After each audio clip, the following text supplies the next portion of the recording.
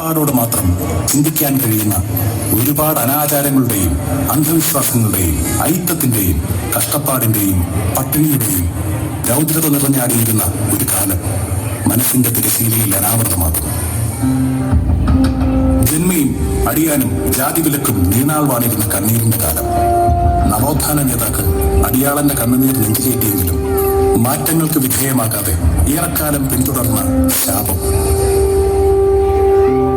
യുവതലമുറകൾ പോരിനിറങ്ങി കാലത്തെ ഉഴുതുമറിച്ചെങ്കിലും കുറേയധികം മാറ്റങ്ങൾ നേടിയെടുത്തെങ്കിലും ഇന്നും അടിയാളരായി കുറെയെങ്കിലും ജീവിതങ്ങൾ.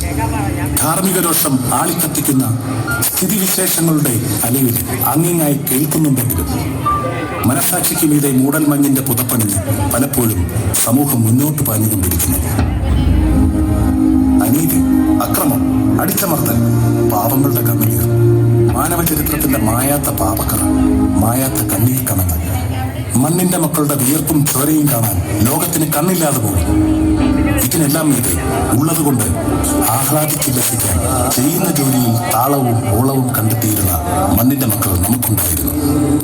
ആ നേർക്കാഴ്ചകളിലേക്ക്